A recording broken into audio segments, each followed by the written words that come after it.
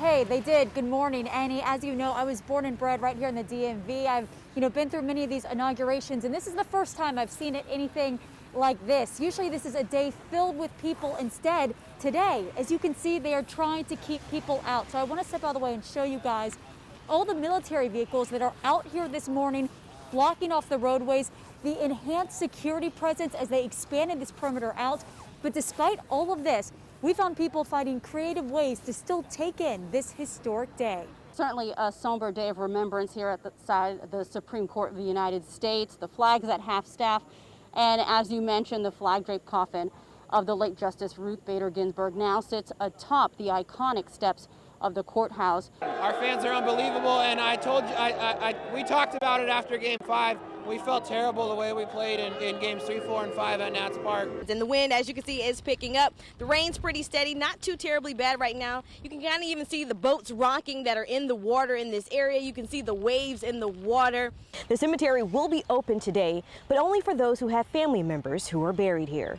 Yeah, right now we still know that no one is in custody for this shooting, but I got to tell you right now, you can see that this is still a very active scene. One thing that's really neat, this is not restored. It is just cleaned and preserved as it was. So you can see all of the burn marks from re-entry on this really neat ship that did make the trip in about 6 days round trip from Earth to the moon and back. Let's talk about what we're looking here as we take a look at the weather headlines. I spoke with a constitutional law expert who says that nobody thought that Mr. Trump's defense team did a good job during opening statements. A couple things. So we have some snow, some of those big flakes coming down here in downtown Manassas. We are just in front of City Hall, and I want to show you because when we first showed up here, I actually thought this was a coating of snow on the ground, but when you look closer, a lot of this is actually that salt that they used out here to pre-treat the roads. You can see there's a little bit of a dusting, but a lot of it is that salt.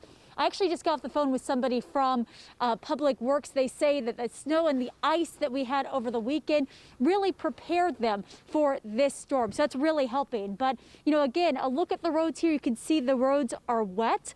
So just keep an eye out on that. Not many cars have been out here on the roads, but, we are keeping a close eye on all of this. And I do want to show you, one thing that is, unique to Manassas, and you can check a lot of different areas have this as well. So you can actually see where the plows are in real time. So the areas in red and yellow, that is where they are going to go. And all these plows have been out here starting at midnight tonight. So they are out on the roads. About 25 trucks, I'm told, are currently out there, and they are getting ready for this other round of snow, guys. So again, we are having those big flakes come down here in downtown Manassas, and they are working hard to pre-treat those roads and keep everything safe.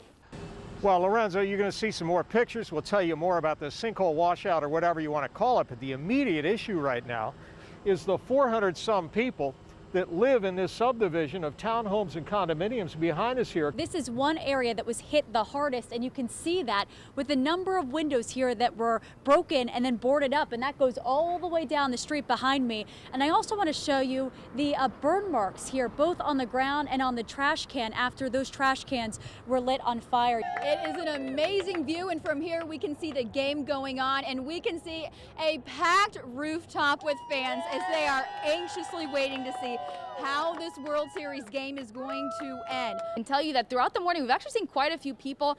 Right now, the security line, no one in line, but we have kind of seen that security line go in and out in waves.